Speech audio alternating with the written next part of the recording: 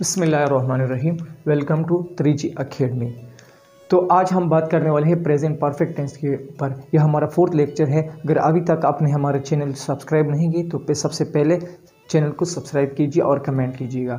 तो आइए देखते हैं। प्रेजेंट परफेक्ट उस टेंस कहते हैं जिसमें कोई भी काम हो कुछ देर पहले कर लिया गया हो, कुछ देर पहले हो चुका हो, यानी हाल में कुछ देर पहले वो काम मुकम्मल कर लिया गया हो।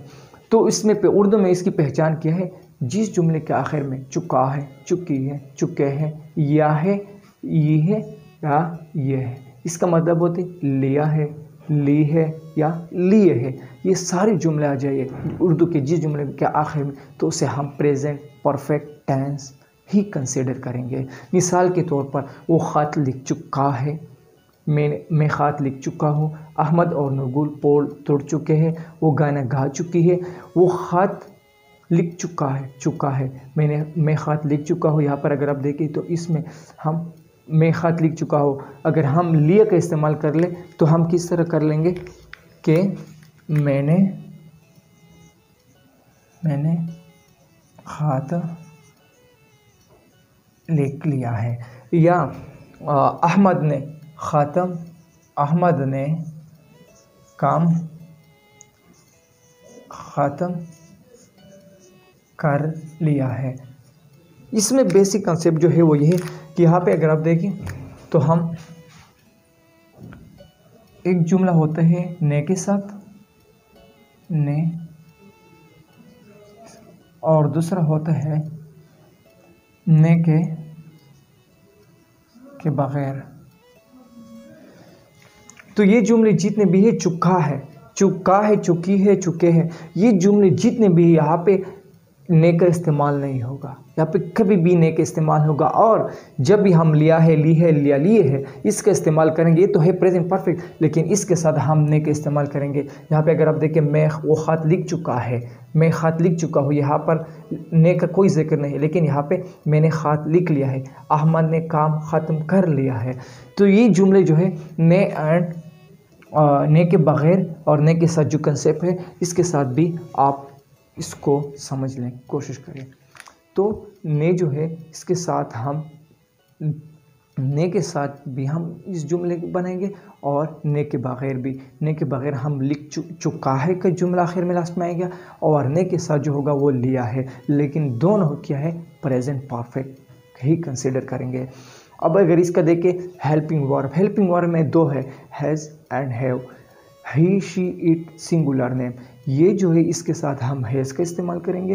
ही, शी, इट जहाँ पे भी इस्तेमाल हो वहाँ पे हम हैज़ का इस्तेमाल करें। सिमिलरली जो हैव है वो भी यू, दे एंड प्लूरल एक से ज़्यादा नेम जो है इसके साथ हम हैव का इस्तेमाल करेंगे। यहाँ पे टू हेल्पिंग वर्ब है। इसका अगर फार्मूला देखिएगा तो पॉजिटिव टेंस जो है इसका मेन फार्मूला जो है, सबसे पहले हम सब्जेक्ट लगाएंगे, इसके बाद हम हेल्पिंग वर्ब लगाएंगे, इसके बाद हम वर्ब एंड वर्ब की थर्ड फॉर्म लगाएंगे, और इसके बाद हम ऑब्जेक्ट लगाएंगे। इसके बाद नेगेटिव जो है subject and helping verb has, have, not. हमेशा के लिए याद रखिएगा, नेगेटिव जुमले बनाने के लिए कायदा ये है कि इसमें आप हेल्पिंग वर्ब के बाद और मेन जो वर्ब है इससे पहले हम नॉट का इस्तेमाल करेंगे, तो इससे हम नेगेटिव जुमला बना सकते हैं। ठीक है, तो आइए हम इस फार्मूले को आगे एक्सप्लेन कर लेते हैं। फार्मूला जो है वो हम आगे एक्सप्लेन करते हैं।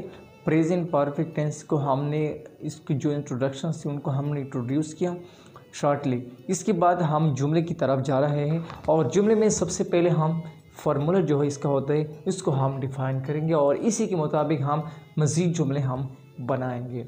तो फार्मूला क्या है? सब्जेक्ट एंड हेल्पिंग वर्ब यहाँ पे जो इस्तेमाल हुए हैं वो है हैज़ एंड हैव।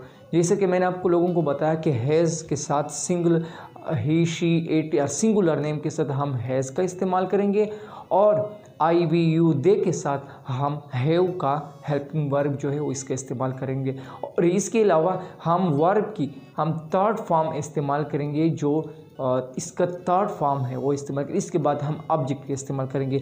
तो आइए देखते हैं जो चंद जुमले हैं वो मैं आप लोगों को लिख चुका हूँ। इसके अलावा आप खुद इसी के ऊपर प्रैक्टिस कर लें, धीरे धीरे वो आपको समझ में आ जाएगी। तो पहले है पॉजिटिव टेंस। इसका फॉर्मूला अगर आप देखेंगे तो subject has and have and verb third form and object. तो मिसाल के तौर पर वो खाना खा चुका है, वो खाना खा चुका है। तो यहाँ पे क्या है, हैज़ है, यहाँ पे सिंगुलर है, तो यहाँ पे हम वो के लिए हम हैज़ का इस्तेमाल करेंगे। इसके बाद हम ही के साथ हम किस चीज़ का, हैज़ का इस्तेमाल करेंगे, जिसके मैं आप लोगों को पहले से बता चुका हूँ कि हैज़ के साथ ही, शी, इट और सिंगुलर नेम, और हैव आई, वी, यू, दे, इसके साथ हम ये इस्तेमाल करते। तो यहाँ पे ही का वर्ड है तो इसलिए हम हैज़ का इस्तेमाल कर रहे हैं। तो और वर्ब का थर्ड फॉर्म ईट, ईटन, इसका फॉर्म है थर्ड फॉर्म है ईटन, फूड। ठीक, तो ये आपका जुमला मुकम्मल हो गया। इस तरह वर्ब के लिए अलग से एक बुक होता है, वो आप ले लें। इसमें आप जो वर्ब की 3 हालत है वो आप सीख लें। इससे वर्ब की अगर आपको हालतों का पता नहीं तो आपके जुमले मुकम्मल नहीं होंगे बल्कि नामुकम्मल होंगे। इसी तरह मैं काम ख़त्म कर चुका हूँ, मैं ख़त्म, मैं के लिए हम आई हैव, यहाँ पे हम ऑलरेडी जिक्र कर चुके हैं। यहाँ पे क्या है, हैव, आई का वर्ड आए हैं तो इसके साथ हम ये जितने भी वर्ड इसके साथ हम हैव का इस्तेमाल करेंगे और ये इसके साथ हम हैज़ का इस्तेमाल करेंगे। तो आई हैव फिनिश्ड वर्क, मैं काम ख़त्म कर चुका हूँ। ठीक है, तो वो गाना गा चुकी है। शी के साथ हम हैज़ लगाएंगे, she has song the song. ठीक है, तो ये आपका हो गया ये जुमला भी। बच्चे खेल चुके हैं, द चिल्ड्रेन हैव प्लेड। यहाँ पे बच्चे खेल चुके हैं, यहाँ पे जुमले को देखिएगा ये ज़्यादा है, एक बच्चा नहीं, बच्चा खेल चुका नहीं है बल्कि बच्चे खेल चुके हैं। तो जुमले के आखिर में क्या है, चुके हैं ज़्यादा है, मोर देन है, तो यहाँ पे हम चिल्ड्रेन लगाएंगे। द चिल्ड्रेन हैव प्लेड, क्या है, प्लेड यहाँ पे हम इस्तेमाल करेंगे। इस तरह अगर आप इसको नेगेटिविटी में कन्वर्ट कर ले तो इस तरह इसका जो सबसे पहले इसका जो फार्मूला है वो आप इसको एक बार ज़रा देख लेगा। सब्जेक्ट है, इसके बाद has and have and not. Has and have के बाद हम हमेशा के लिए नॉट का वर्ब इस्तेमाल करेंगे और इसके बाद हम वर्ब की थर्ड फॉर्म इस्तेमाल करेंगे और इसके बाद हम ऑब्जेक्ट इस्तेमाल करेंगे। तो जैसे कि मैंने आप लोगों को बताया कि ही हैज़ ईटन फूड, तो आप इसको नेगेटिव में चेंज करें तो किस तरह के फार्मूले के मुताबिक ही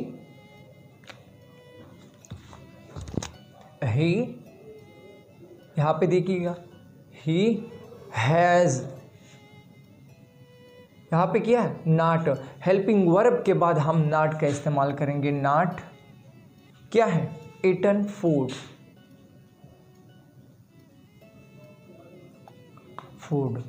इसी तरह जो दूसरा जुमला है, मैं काम नहीं कर चुका हूँ, यहाँ पे वो खाना नहीं कर चुका है, मैं काम ख़त्म नहीं कर चुका हूँ। यहाँ पे क्या है, मैं काम ख़त्म नहीं कर चुका हूँ। तो यहाँ पे क्या होगा, आई हैव नॉट, यहाँ पे हम हेल्पिंग वर्ब के बाद नॉट फिनिश्ड वर्क, वो गाना नहीं गा चुकी है, तो वो सिंगुलर है। इस तरह आप ये जो जुमले हैं, मैं टाइम कंज्यूमिंग की वजह के टाइम की वक्त की वजह से मैं ये जुमले जो 4 जुमले हैं वो आप लोगों के ऊपर छोड़ देता हूँ। इसके ऊपर आप खुद प्रैक्टिस कीजिएगा। सिर्फ इसमें जो है हेल्पिंग वर्ब और जो फार्मूले के मुताबिक इसमें नॉट और हेल्पिंग वर्ब के बाद हम सिर्फ नॉट लगेंगे तो इससे आपके नेगेटिव जुमले हो जाएंगे। इसके बाद है इंट्रोगेटिव, ये हमारे पास पॉजिटिव हो गया, ये नेगेटिव हो गया और तीसरा हमारे पास है इंट्रोगेटिव जिसे हम सवालिया जुमला उर्दू में कहते हैं।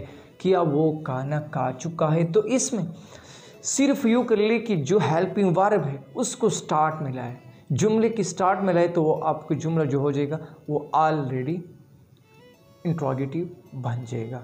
तो इसके लिए सिंपल कंसेप्ट है कि इंट्रोगेटिव नेगेटिव या जो पॉजिटिव इंट्रोगेटिव है, इसको हम पॉजिटिव इंट्रोगेटिव भी कहते हैं। इसमें जो हेल्पिंग वर्ब है उसको स्टार्ट में लाया, और इसी तरह नेगेटिव में भी स्टार्ट में लाया, और हेल्पिंग वर्ब के बाद इसको नॉट लगाए, तो आपके नेगेटिव हो जाएगा। और पॉजिटिव सिर्फ और सिर्फ जो हैव्स है उसको स्टार्ट में, इसके बाद जो जिस तरह फॉर्मूला है सब्जेक्ट है, वर्ब है एंड ऑब्जेक्ट है, उसको अपनी जगह पे बरकरार रखिएगा। तो क्या है, क्या वो खाना खा चुका है, तो इस जुमले को has he eaten food, last में सवालिया निशान को मत भूलिएगा। इसके बगैर अगर आपने ये जुमला लिख दिया और आपके आखिर में सवालिया निशान नहीं, तो आपका जुमला जो है वो गलत तस्वर किया जाएगा। तो इसका ख़ास ख्याल रखिएगा। इस तरह क्या मैं ख़त्म कर चुका हूँ, तो हैव फार्मूले के मुताबिक have I finish work, last में सवालिया निशान। इसके बाद ही नेगेटिव इंट्रोगेटिव। नेगेटिव इंट्रोगेटिव का फॉर्मूला आप देखिएगा, has, have, subject, not, verb, third form and object. इसको अगर आप देखिएगा तो वो क्या वो खाना खा चुका है, क्या वो खाना खा चुका है, तो इसका नेगेटिव किस तरह होगा, क्या वो खाना नहीं खा चुका है, तो has he not eaten food. तो ये आपका जुमला मुकम्मल हो गया। ये जुमले में चंद जुमले लिख चुका हूँ, टाइम की वजह से इसलिए मैं इसको पहले से लिख देता हूँ, और आप इसी के ऊपर ख़ुद प्रैक्टिस कीजिए। ये जो जुमले हैं मैं जो लिख चुका हूँ, ये जो जुमले हैं वो आप इसको कमेंट में कीजिएगा और इसको कन्वर्ट कर ले, फिर कमेंट में लिख ले। और इसी तरह इंट्रोगेटिव में भी ये 4 टेंस कर ले, ये मैंने 2 लिख चुका हूँ। और इसी तरह जो नेगेटिव इंट्रोगेटिव इसमें मैं 1 लिख चुका हूँ, मज़ीद आप लोगों के ऊपर छोड़ देता हूँ।